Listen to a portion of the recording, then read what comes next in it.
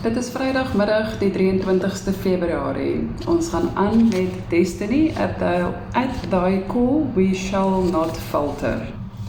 He shot the guard before the man could even lift his AK, and as if in slow motion, Tom noticed the guard sliding down the wall.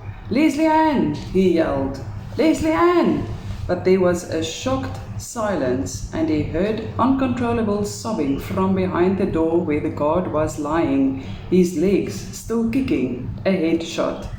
It must be her, it flashed through Tom's mind as he reached the door. There was a single padlock on the door. "Leslie Ann, it's me, Tom, stand back!" And he didn't bother to place another piece of explosives, but fired into the padlock with the Ingram. He heard the angry whine of flying rounds, saw the padlock almost disappear, and flung the door open. He stood against the wall. She stood against the wall, her face white with shock and fear. She did not recognize the figure edged in the door, the light from outside blinding her. "Leslie Ann, we have come to rescue you," Tom said harshly, remembering Jessie Stein's warning that she would be confused and in shock. At that very moment, he heard the PKM machine gun opening fire from the direction of the main gate, and then a second one joined in. Time was up. He grabbed Leslie Ann and threw her body over his shoulder and made his way over the rubble from the explosion. Then they were outside, and Tom collided with running figures. He stumbled, almost fell, found his footing again. They were running all over. The prisoners must be escaping the dungeons, realizing that there was a once-in-a-lifetime opportunity to get away. Tom kept close beside the wall, saw Proteus firing away with the shot barrel RPD. Opposite direction though. Then the dark of the night exploded into the light as the illumination bomb of Smiley deployed high above the camp. "Hold on, Leslie Ann, we got to run." He knew that less than a minute later, Smiley would launch fragmentation bombs. He could hear firing all around. The battle was escalating. "I am almost out," Tom shouted over his radio. "You got her?" He heard Ben's casual reply. Nothing ever disturbed Ben. And even in the midst of the skirmish, he sounded as if he was having lunch somewhere in a restaurant. "Things are heating up my side. We shall begin pulling back shortly." Tom put Leslie Ann down, and as soon as they reached the fence, "Go! Crawl through," he urged her, and this time she didn't hesitate. Without a sound or a whisper, she hurried through with Tom at her heels. Even in the heat of the moment, he noticed her round buttocks through the thin material of her pajamas. Proteus fired a last burst, and at that moment the first 60mm mortar exploded on the northern side of the base. Then he was through, and Tom pulled him to his feet. He saw Johnny firing on automatic, 4-inch flames bursting from the muzzle of the AK. "Let's go," he shouted, and together they retreated as fast as they could over the open lands towards the river. The firing was dying down. "Reinforcements arriving at the camp gate," John Van Zyle's message came through. "Smiley, move your mortar fire 50 meters to the west." "Quieting down this side," replied Snakes. "There are only running prisoners everywhere. Whatever the remaining guards were doing, they seemed to be shooting at the escapees, not us." "All call signs, to the boats," Tom said, just as they slipped over the riverbed at the exact same point where they have started. He saw Leslie Ann stumbled, and he grabbed her arm just before she could fall and pulled her down next to him behind the cover of the riverbank. Smiley had stopped firing the mortars and angled his barracuda to the shore where the assault team was gathered. "Who are you?" demanded Leslie Ann suddenly. still not fully comprehending what had happened, glancing from the one to the other. "Leslie Ann, it is us, South African Special Forces. We are Rekkies," Tom said. "You are safe now." She nodded but seemed too overcome to speak. "It's me, Tom," he said again, turning her face towards him. "We came to fetch you." "Tom," she stared for a moment at him in the darkness, and then she flung her arms around his neck. "We better leave," Smiley shouted. In the distance, the shooting was quieting down to a single shot here and there, but Leslie Ann refused to let go of Tom, and he lifted her bodily into his arms and carried her to the boat. Smiley assisted them aboard, and Tom quickly assessed the situation. Everyone was there, no losses, none wounded. The surprise assault worked, but he knew that the situation would change once they reached the breach. They could have been warned by the furious battle upstream and possibly by radio as well. "Full speed," Tom told Smiley, and the coxswain pushed the throttles all the way forward. The twin 85 HP Yamaha outboard motors roared furiously as the screws bit into the dark river waters. Tom held Leslie Ann tightly, and with his free hand he grabbed a bench as the boat lurched forward and planed within seconds. Together the two boats sped down the river towards the sea and safety, and the bridge. Tom talked into Leslie Ann's ear, explaining what was going to happen, warned her of the danger at the bridge, knowing that the worst could still be ahead, and he could feel her relax in his arms. Mamba woke up and rolled from his bed, his Makarov pistol in his hand. The sound of the explosion echoed across the Swapo base and beyond, and then he was running. Dressed only in a pair of shorts, he ran, oblivious of the hammering his bare feet were taking. It was immediately clear to him something terrible had happened.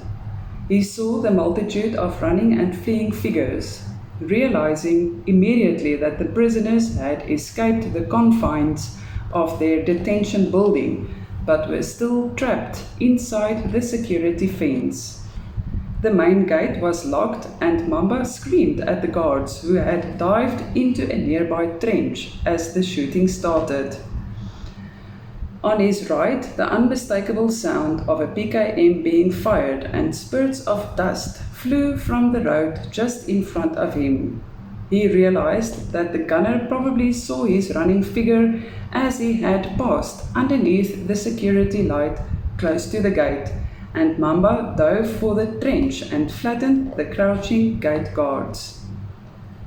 "The keys," he rasped, and choked on the dust as the 7.62 mm rounds found the top of the trench, showering them with sand and stones. He tried to exit the trench, but a fresh burst set him back into protective shelter. He swore violently.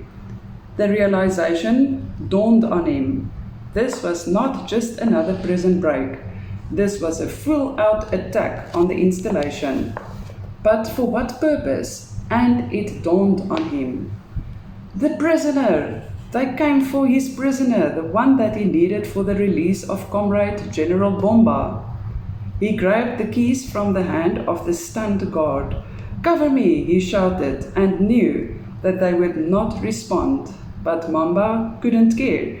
He jumped from the trench and ran for the gate. The PKM fired another burst. Nothing close to him, he thought, as he opened the gate of the prison compound.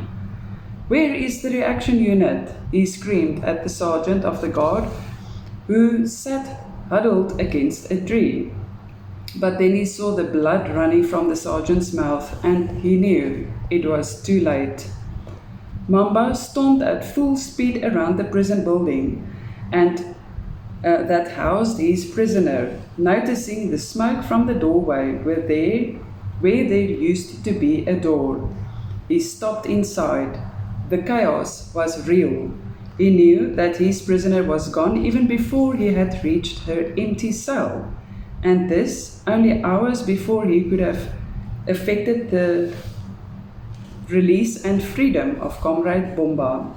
She was gone. Their bargaining chip was taken from under their noses, his nose, to be more specific. And the thought flashed through his mind that the South Africans never intended to release General Bomba and had used it as a smokescreen to attempt a last-minute rescue of the girl. The bridge! Mamba started running again, pistol still clutched in his fist, through the gates to where the Lada was parked in front of the hospital. It started immediately, and he flung the little vehicle into gear. With a shower of stones and sand he departed, racing through the main gates of the base without slowing down. He was a kilometer away from the base before he realized that the jeep's lights were off. He switched it on and accelerated. At almost top speed, the Lada flew over the uneven and potholed dirt track. As he neared the bridge, he saw the tracers zipping through the sky in all directions, and he realized he was too late. The river mouth! Their options would be limited and vulnerable where the river ran into the sea, channeled into the deeper water close to the shore. With the accelerator pressed against the floor, he hit the tarred approach to the bridge, but he was going straight over towards the small hotel at the river mouth. The Lada became airborne as he hit the tar, and the impact of the landing 20 meters further caused him to bang his head painfully against the steering wheel. He almost lost control, but somehow managed to keep the Lada going. The road was better along this stretch, and Mamba fervently hoped he would be in time. He wiped the sweat from his face, only to realize it wasn't sweat, but blood. Sticky and warm, it ran down his face and dripped from his chin. Then he saw the white of the hotel buildings in the headlights, and he passed without lifting his foot. Then he was on the stretch of beach, and he stepped hard on the brakes. The Lada slewed to the top, half turning, sliding in the loose sand, and stopped a bare 10 meters from the river's edge. Mamba jumped out, staring across the waters, but saw nothing. Disappointed and with a bitter taste in his mouth, he killed the engine and turned off the lights. Then he heard the high pitch of outboard motors. He found an AK assault rifle behind the seat, but with only one magazine. He mouthed aloud a string of swear words. Armed with the AK and his Makarov pistol, each with only one magazine, he settled behind a sandy knoll covered with sparse grass, and he waited.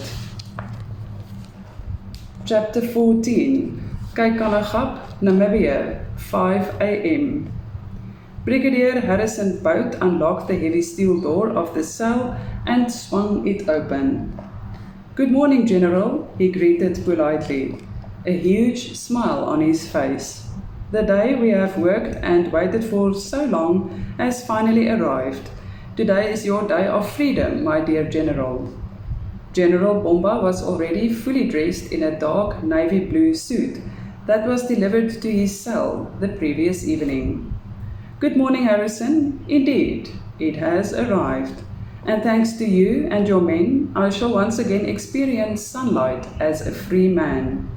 The only mistake we made was rather unforeseen, though, the abduction of a woman."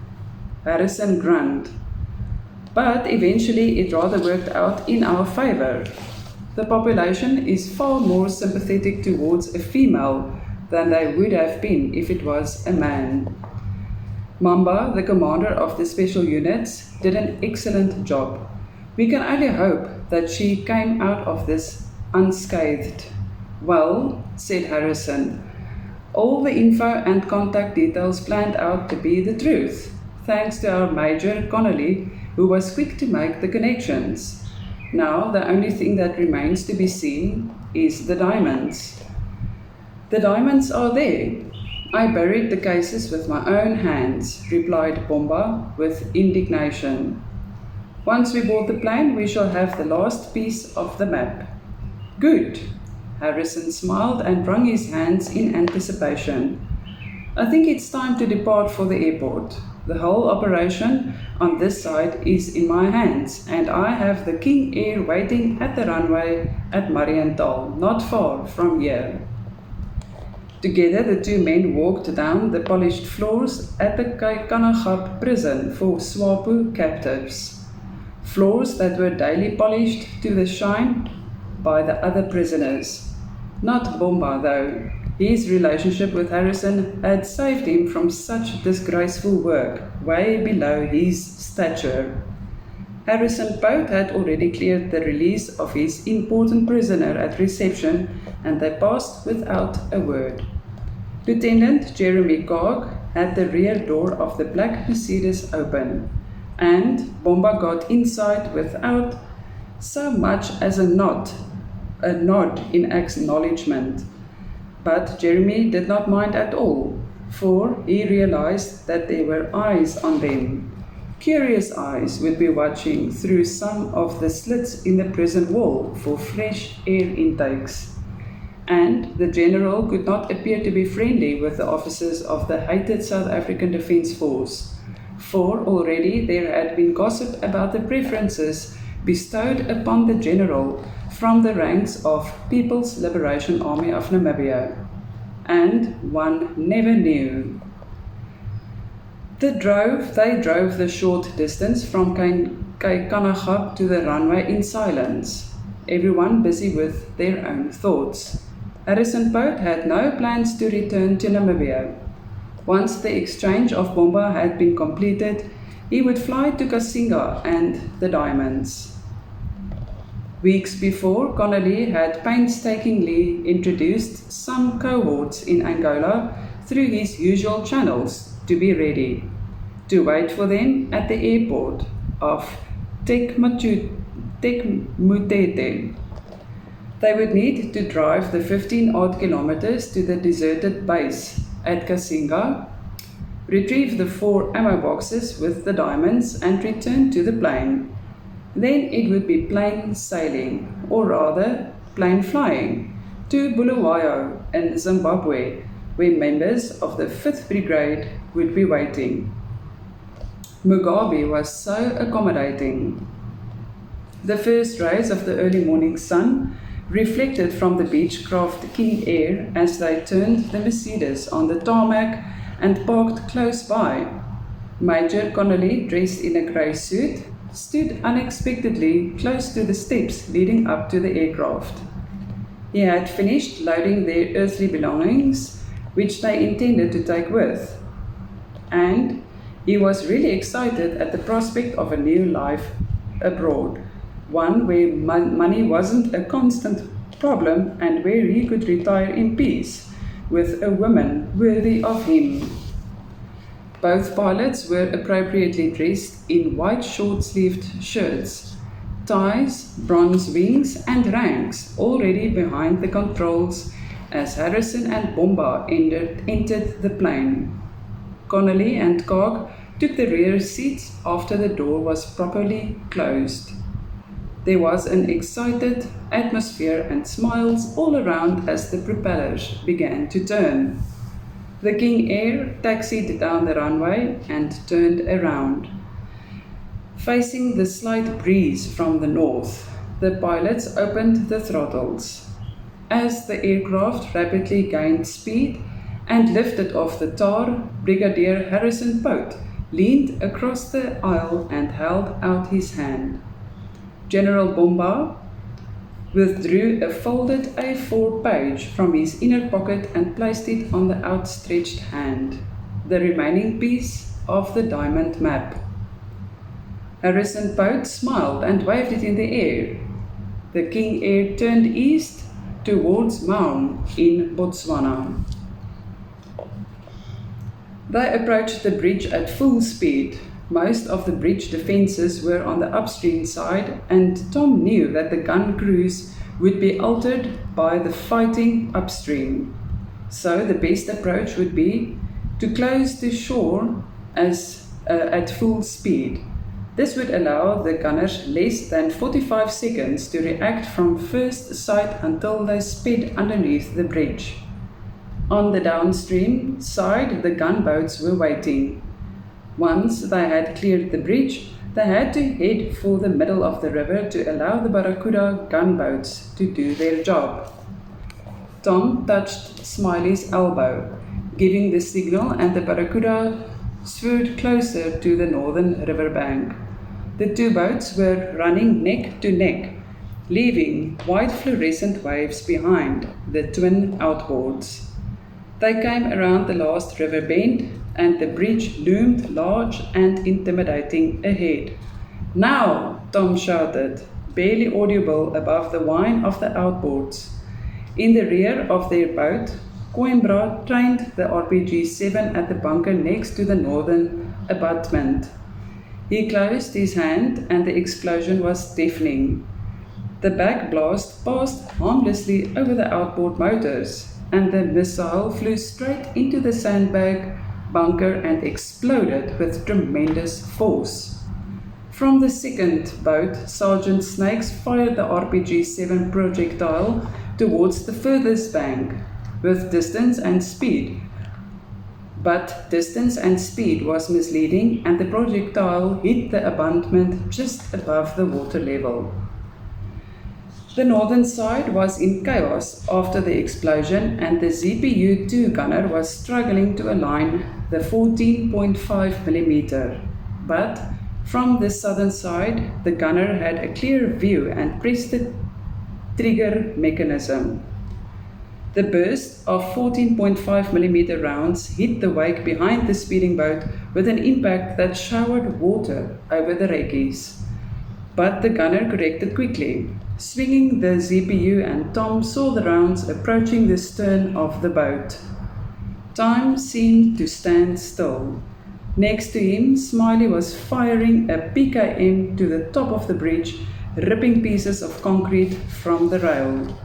The few guards on top of the bridge dove for cover, and Tom noticed that Leslie Ann's eyes were closed as if she was praying, her arms firmly around him. And the 14.5mm rounds found their target. It ripped into and through the stern of their Barracuda. The heavy rounds blew the portside motors to pieces.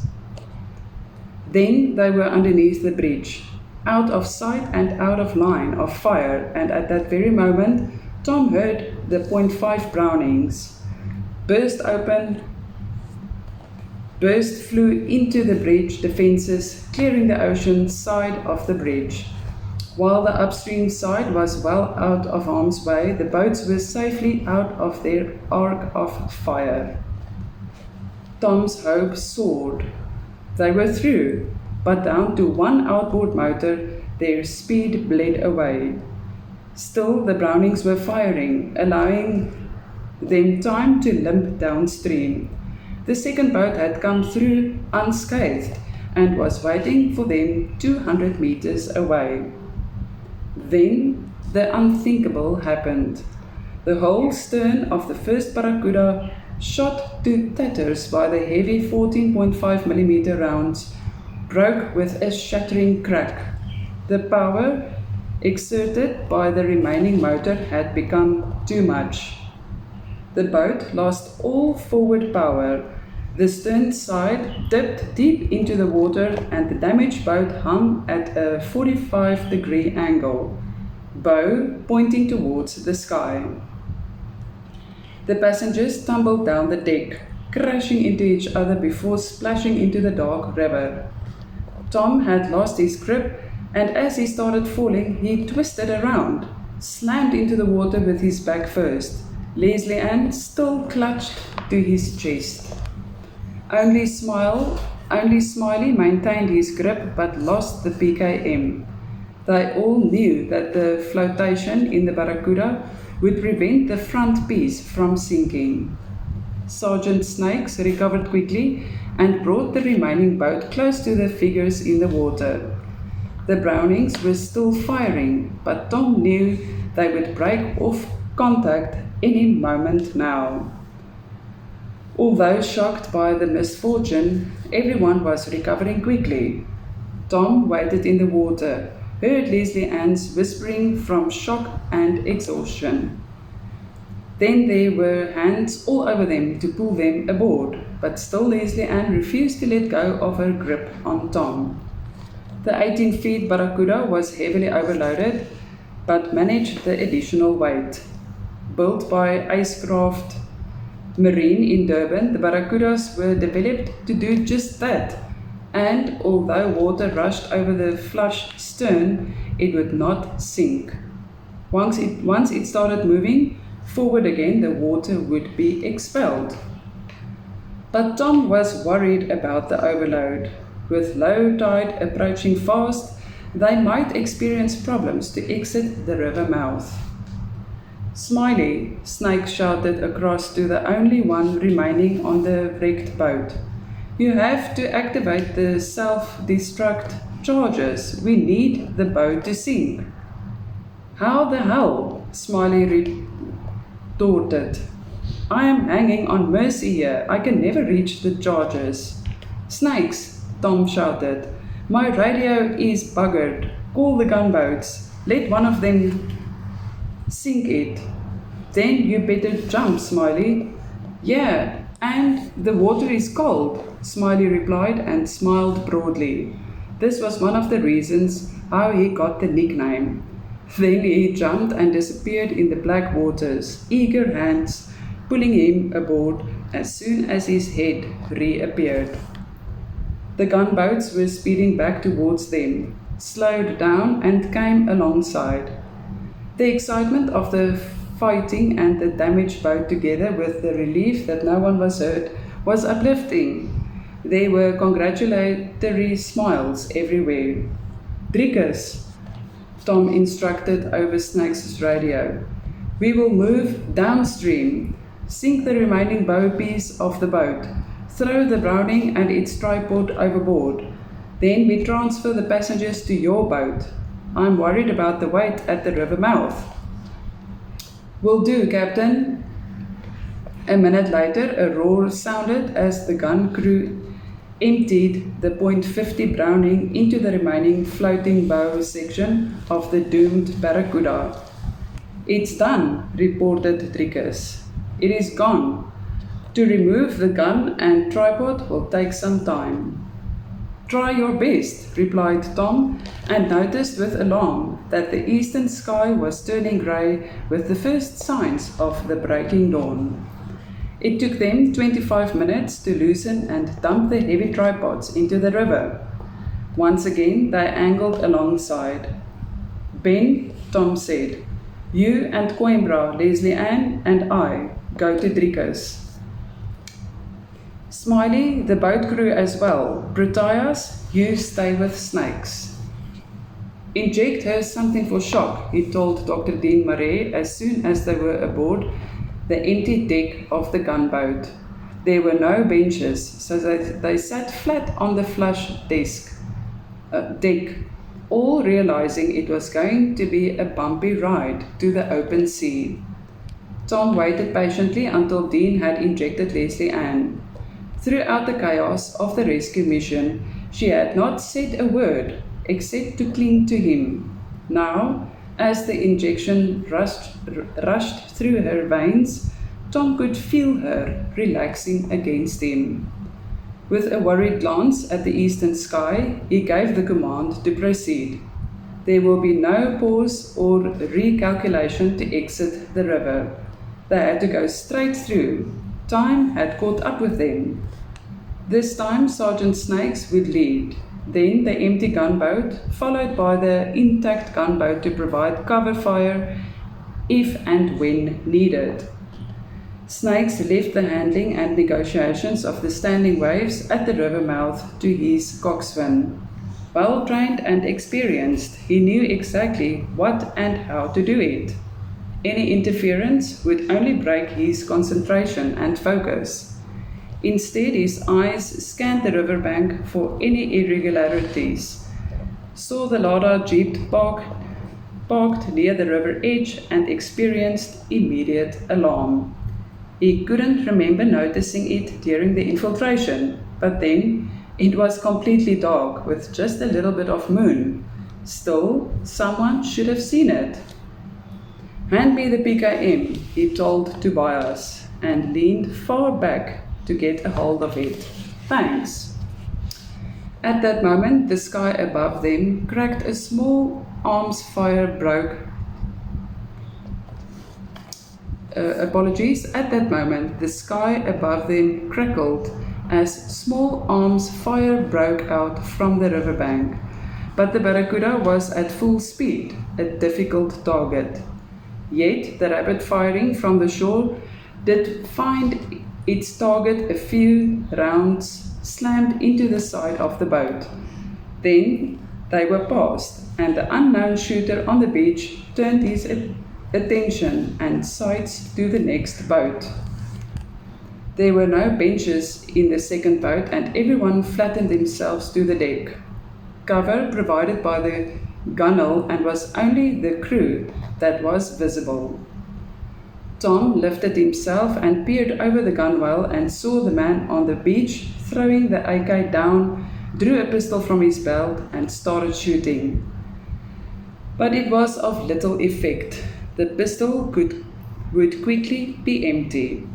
"That is Mamba," Leslie Ann spoke for the first time. "He had abducted me."